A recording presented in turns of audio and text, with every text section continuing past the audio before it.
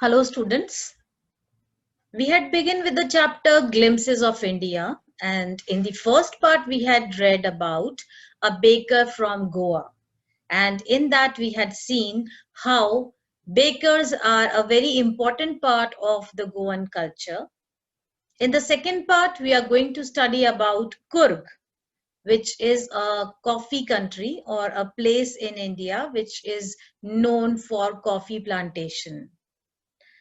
Now, in this part of the lesson, there is a beautiful insight of the smallest district of Karnataka and its people. The place has an amazing weather throughout the year with enough rain, especially during the monsoon season. The people of Coorg are known to be one of the bravest people of India. Coffee is the main crop grown in this region. A variety of animals can be found here, while the place is surrounded by beautiful Brahmagiri hills, islands, and Tibetan settlements. So let us begin with the chapter.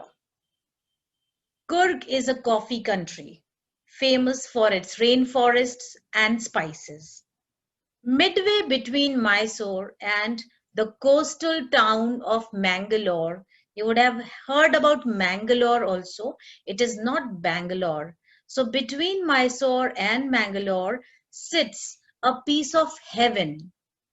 A piece of heaven because it is a very beautiful place that must have drifted from the kingdom of God. As you know that Kerala is known as God's own country. It has been advertised like that. Here also, this place is said to be so beautiful as though this has fallen down or moved away from the kingdom of God. Drifting means being carried gently by air. So it has parted from the kingdom of God because it is very beautiful. This land of rolling hills, rolling means low-lying hills, is inhabited by a proud race of martial men. Martial means they are brave men. It is actually related to war. So very brave men live here, especially it is known for brave people. So martial men, beautiful women, and wild creatures. So we see that there are rolling hills, then there are brave men, beautiful women, and wild creatures. Coorg, or you can say Kodagu, the smallest district of Karnataka, is home to evergreen rainforest. You know, that rainforests are normally found near the equator. So near the equatorial region, you can find them, and here, especially in Coorg, you can find these evergreen rainforests, which are always green throughout the year. And there is always a nice rainfall also. Spices and coffee plantation. So they are known for one, rainforests, two, spices, and coffee plantation. If you go down south, you'll find a lot of spices as cloves, etc., black pepper, cloves, etc. You can find cashew nuts, you can find coffee plantation. So all these are found here, rubber plantation, etc. Evergreen rainforests cover 30% of this district. And we should be proud that this part of the country or this district is covered 30% by evergreen rainforests. So during the monsoons, it pours enough to keep many visitors away. That means there is a heavy downpour and mostly the visitors don't come during this season. The season of joy commences from September, that means the end of rainy season, and continues till March, which is a nice spell. It's not very hot, it's a very nice temperature here, and it's good. The weather is perfect, with some showers thrown in for good measure. And here at this time between September and March, the weather is very perfect, good and pleasant, with some showers, that means rainfall, thrown in for good measure. And sometimes, because these are parts of rainforests, so there is rain sometimes. The air breathes of invigorating coffee. And what do you smell there? What is the aroma here? Invigorating means something which makes somebody feel healthy, fresh, and full of energy. So you can smell the coffee because coffee is grown there. So the air is filled with the aroma of coffee. Coffee estates and colonial bungalows. Now we are reminded of big coffee estates, large land which is where coffee plantation is done, are coffee estates, and colonial bungalows.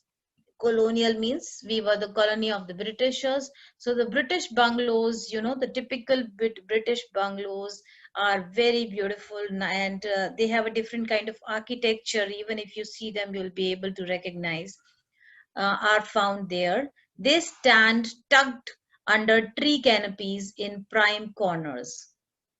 Prime corners means in the posh areas you can find the colonial bungalows and the old British bungalows which are tucked.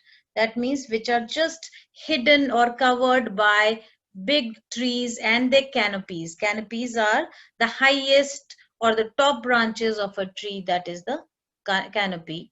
Or we can say the roof-like covering that shelters the houses near us or otherwise in prime corners, in the most prominent corners of the place. The fiercely independent people of Coorg. Now we talk about the people. Can you see the picture?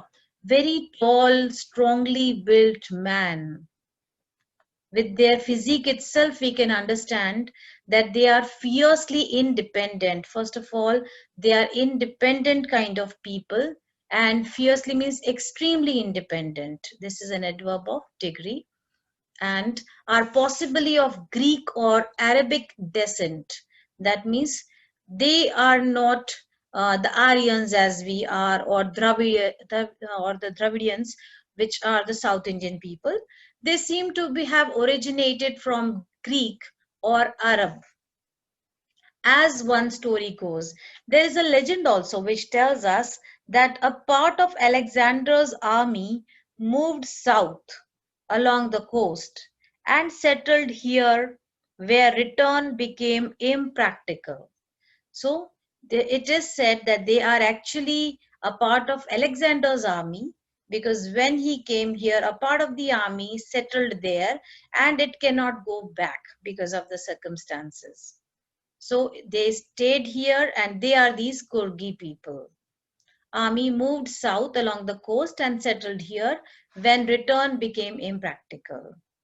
These people married amongst the locals, and yes, they adopted the culture, they married the local inhabitants here, and their culture is apparent in the martial traditions. But still, if you find the culture here could have a resemblance with those Greeks and the Arabic people, because they are having martial traditions, that they are very good at war, marriage, or you might say that they are very brave, marriage and religious rites. So their culture has a resemblance, though whether it is their martial traditions, whether it is their marriages or their religious ceremonies, etc., which are distinct from the Hindu mainstream, which has a little difference from the Hindu mainstream community practices. A mainstream means a tradition which most people follow here in India. It is a little different from them because they came from there, so they carried along with them their culture also. The theory of Arab origin draws support from the long black coat. Can you see these people are also wearing a long black coat, similarly as the Arab people wear a long white gown kind of a thing.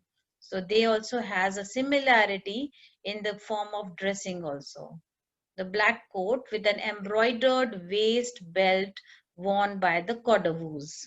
And they are actually Kodavus, that these people are known as Kodavus. And you can see the waist belt also worn by them, known as Kupia. And if you talk about the Arab people, they are also wearing this kufia worn by the Arabs and the Kurds. So that means they really may have a resemblance with the Greek and the Arab people. Now, Kurgi homes have a tradition of hospitality. Hospitality, you know that when somebody welcomes you as a nice guest and gives you a nice warm welcome and offer you a nice feast and all, that is hospitality. So Kurgi homes have a tradition of hospitality, and they are more than willing to recount numerous tales of valor, and they are very excited to share with you many stories of valor. Valor means courage and bravery related to their sons and fathers. So, because they have been brave people, so there are many tales they have to share with you about their bravery. There is an example also given. The Coorg regiment is one of the most decorated in the Indian Army. You would have heard about the Rajputana regiment, the Coorg regiment, and many other regiments. They are known for their bravery.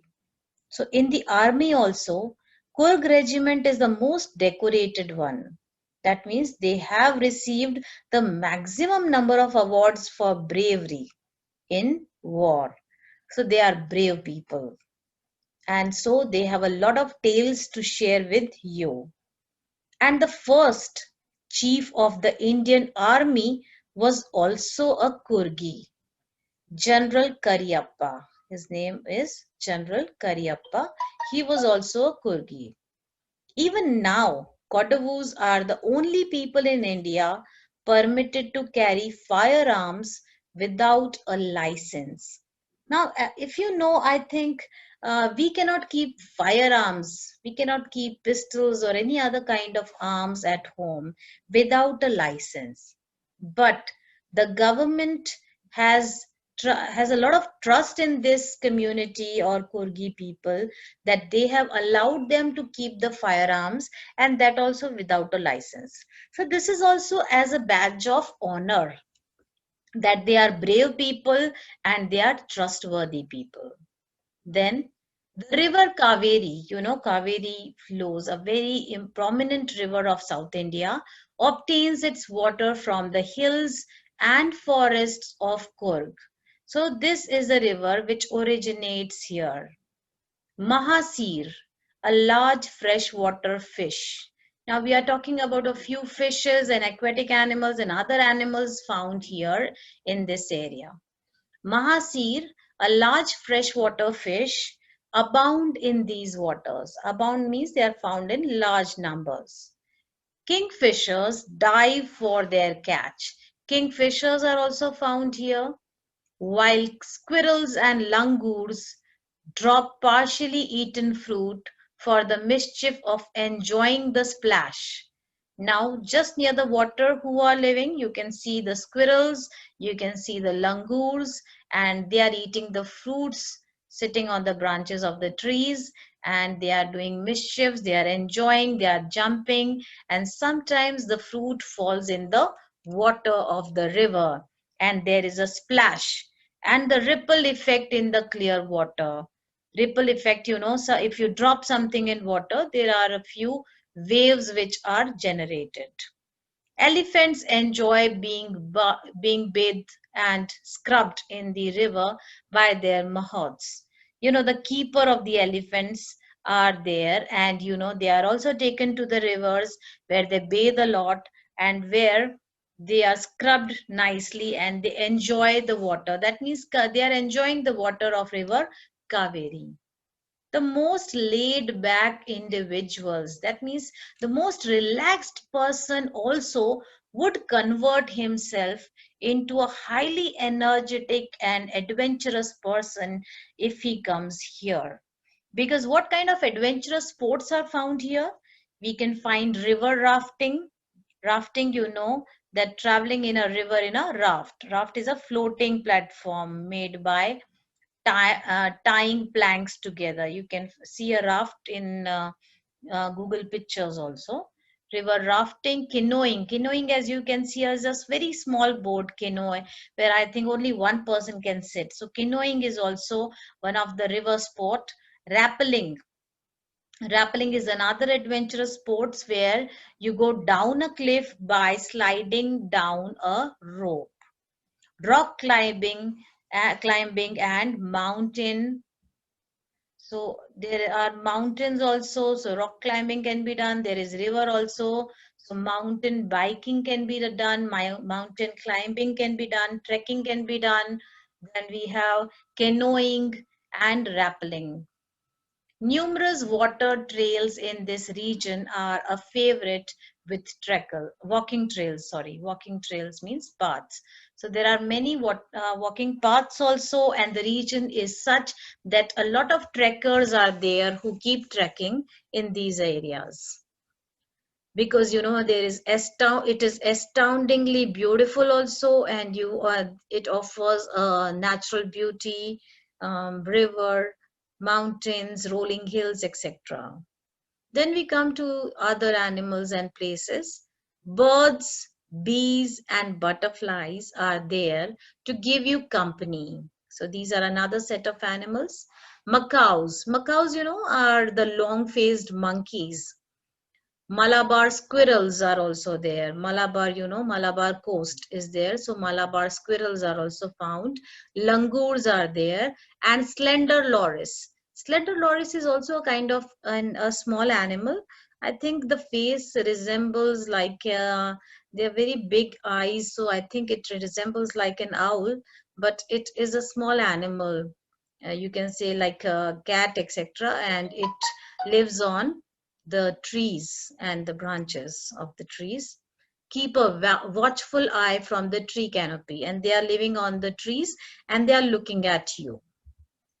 I do, however, prefer to set aside for wild elephants. Wild elephants are also found, but I am a little scared, and I'm describing that also.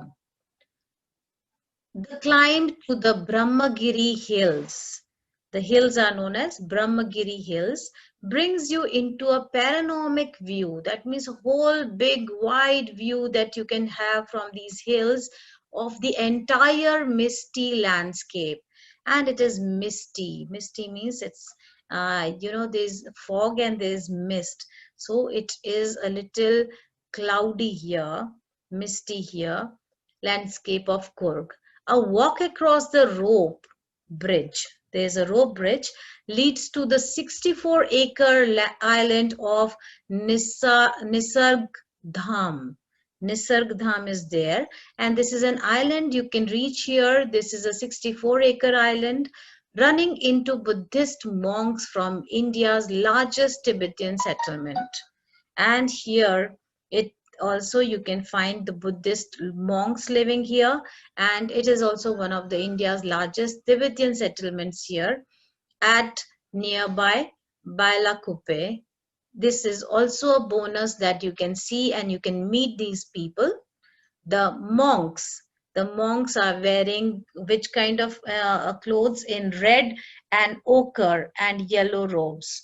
You know, ochre is a color which varies from reddish brown or to yellow and to orange. So this is ochre color, and yellow robes that they are wearing are amongst the many surprises that wait to be discovered by visitors searching for the heart and soul of India.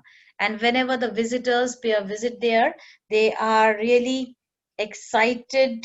And when they see a mix of diverse cultures here, then they really, it represents the heart and soul of India, because all sorts of people are there, even the descendants from foreign, that means the Arab and Coorg, Arab and mm, Arab and what was that place, descendants are also there.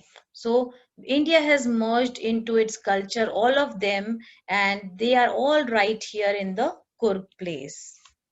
Now, I hope that you would have understood this. This was just a factual account of a place. It was not nothing a difficult task here. Let us continue with the second part of the chapter. It is different from this one, and the name of this is Tea from Assam.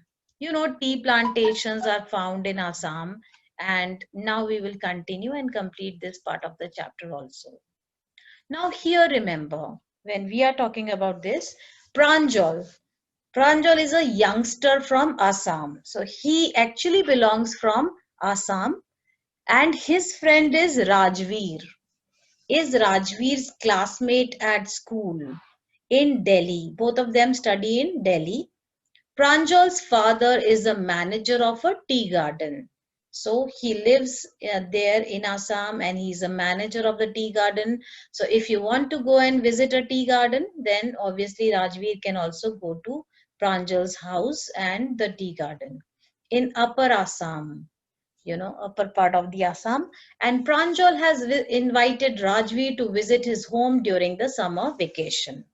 So we see there is a conversation going on between Pranjal and Rajveer, and then through their conversation, we are able to understand this place. So what can be heard here? Garam chai, chai garam. A vendor called out in a high-pitched voice. You would have heard this voice in a train. The vendors who are selling this, obviously they create a sound sharp enough to be heard, and he came up to their window and asked, chai saab, give us 2 cups. And Pranjal said that give us 2 cups. Both of them are traveling, and they have ordered 2 cups of tea. They sipped the steaming hot liquid. What is tea?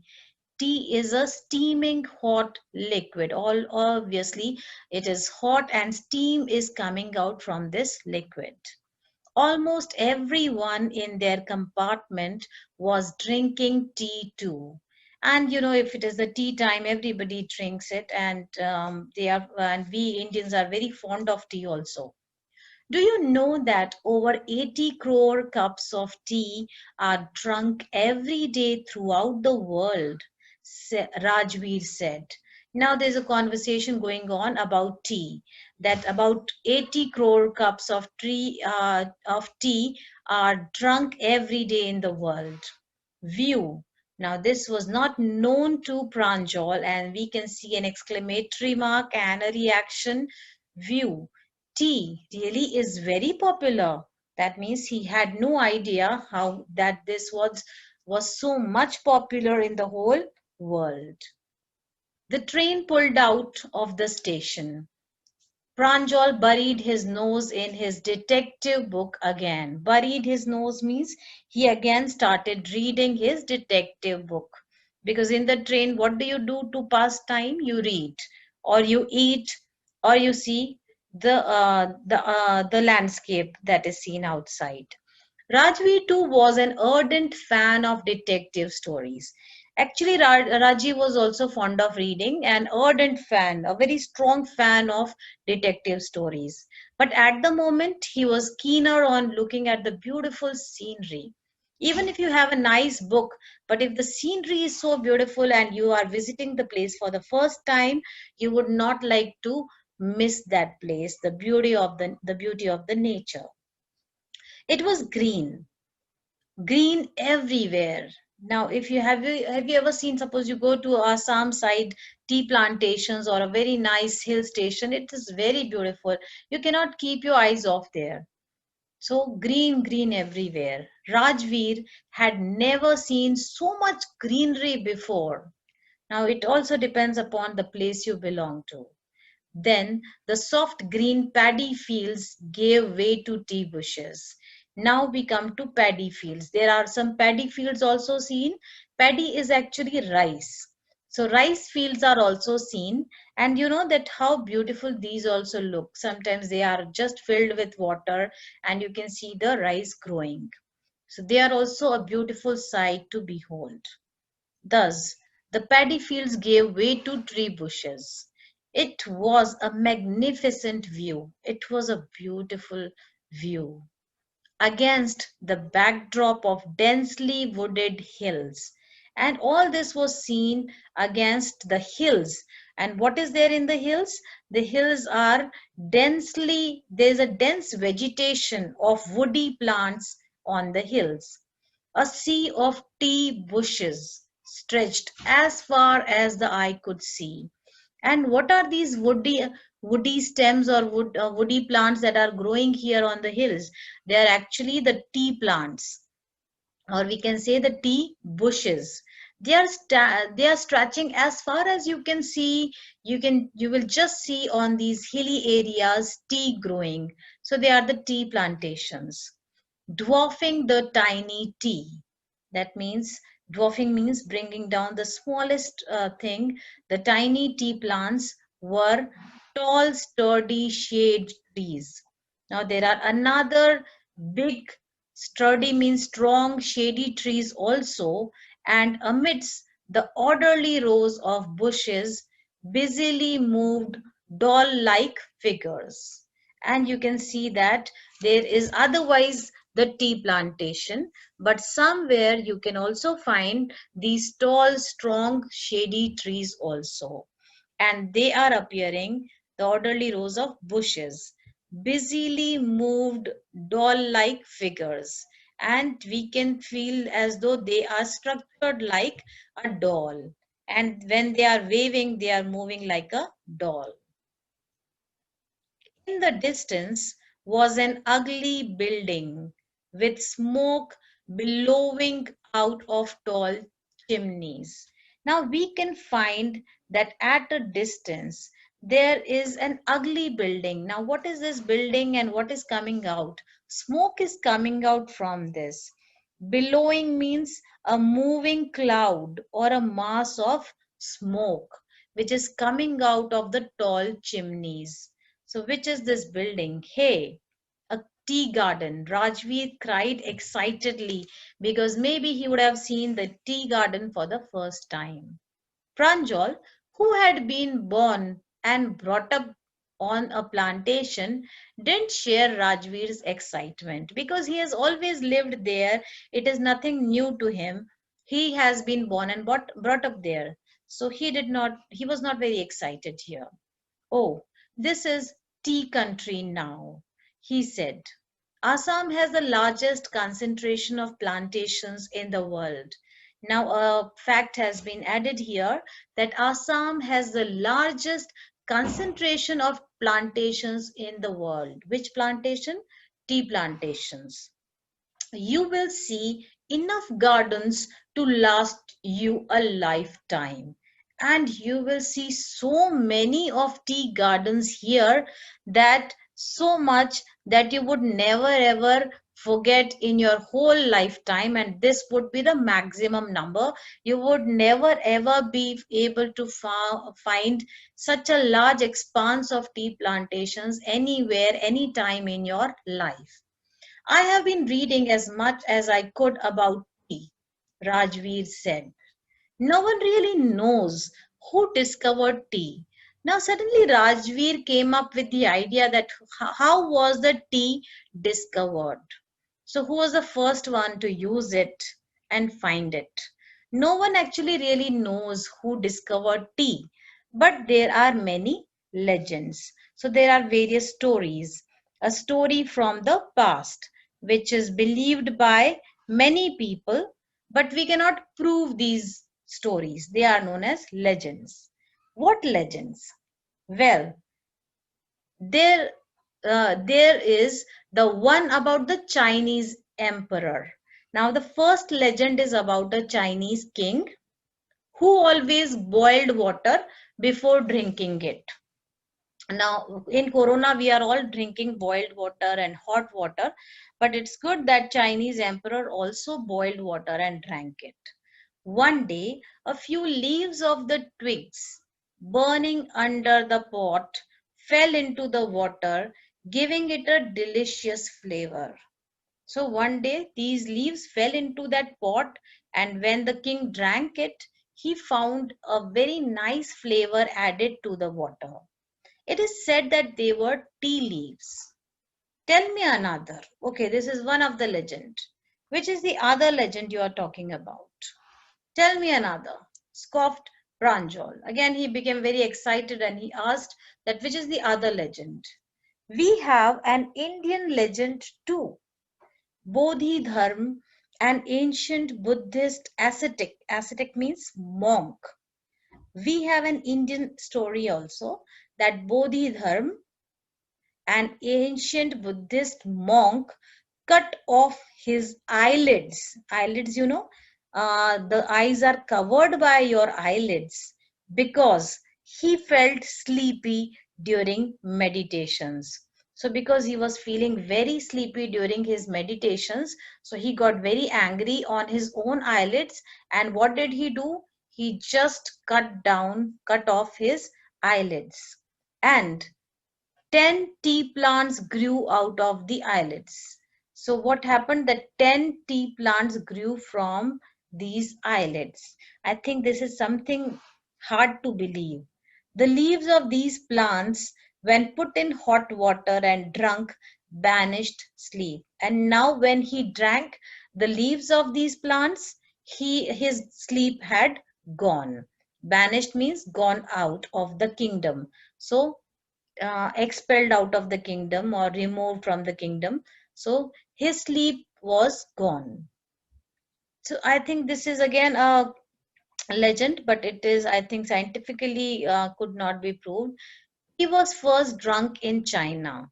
Rajveer added. If you would have seen that in China, so many varieties of teas are found. It could be green tea, white tea, many kinds of tea are found, and they are very, very beneficial also. And their style of drinking tea is very different. They don't add milk to tea. So that is very different, and it actually acts as an antioxidant also. Tea was first drunk in China, Rajveer said. As far back as 2700 BC.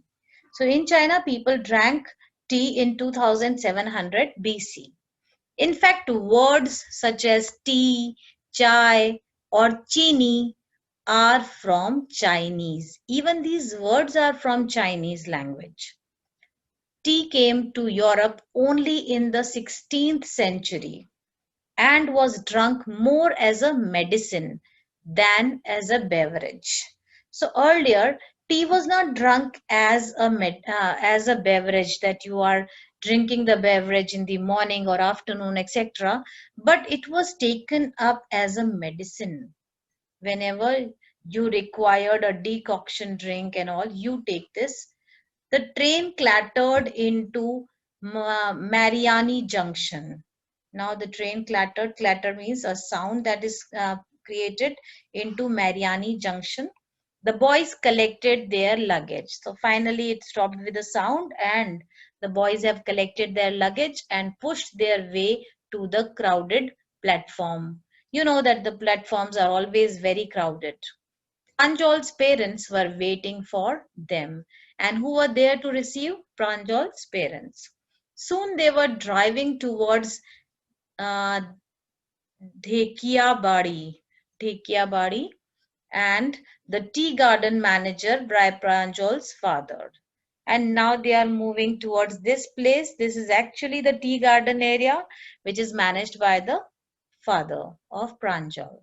An hour later, the car veered sharply off the main gate. So we suddenly stopped there before the main gate. They crossed a cattle bridge and entered Dhekiabadi Tea Estate. Now, the car was stopped at the main gate itself, but now on foot they crossed the cattle bridge, and then it's a small bridge, and entered the Dhekiabadi Tea Estate. on both sides of the gravel road. Now, what is this road? It is not a metalled one, but a gravel road were acre upon acre of tea bushes. So everywhere you can find a lot of tea bushes, tea plantations, all neatly pruned to the same height. And they are very nicely cut and shaped into a particular height that has been given to them. So very nicely pruned to the same height. And what do we see? That on both the sides, on both sides of the gravel road, yes, neatly pruned on the side on the same height, group of tea pluckers with bamboo baskets. I think you would have seen in the I think pictures, or you would have seen in your books, etc. The ladies are there with their bamboo basket on their back, and they are plucking the leaves, and they are just throwing it and filling the baskets. So these tea pluckers were there with their bamboo baskets on their backs, wearing plastic aprons also, were plucking the newly sprouted leaves. The new leaves were plucked down by them. So this is what was seen by Rajveer, who came there for the first time. Pranjal's father slowed down to allow a tractor pulling a trailer load of tea leaves to pass. They stopped so that the tractor can pass. And this tractor's trailer was actually full of tea leaves, because this was a tea plantation. This is the second flush of sprouting period, isn't it, Mr. Barua? And what is the talk about here? That this is the second sprouting period. So you can take again the tea leaves. You can again pluck the tea leaves the second time here. And Rajveer asks, it lasts from May to July. I think Rajveer has already collected a lot of information, and he is adding here about all the legends also and about the sprouting periods also. So it is good that you study a place and then you go and visit it, you understand better. So Rajveer asked, it lasts from May to July. So this is the second sprouting period. July, and yields the best tea. And during this second sprouting only, you get the best tea. This is also the information he is giving to us. You seem to have done your homework before coming. Pranjal's father said in surprise. Obviously, because you know a lot about it. That means you have done your homework well. Yes, Mr. Barua, Rajveer admitted, but I hope to learn much more while I'm here. I've already done my homework in terms of understanding things very well prior, but as I have personally come here, I would again like to know more about it. So here, while visiting and visiting the plantations, I would like to study more about it. So this is how we came to the end of this chapter. This is a small extract which tells us a conversation between Pranjal and Rajveer, and told us about Assam, the tea plantations, and then we were talked about the legends, how tea originated, and finally that which are the seasons, sprouting seasons, and that the second sprouting seasons give us the best tea. So this is a very factual and easy chapter. I just want you to revise it again nicely, read the chapter and understand it, comprehend it nicely.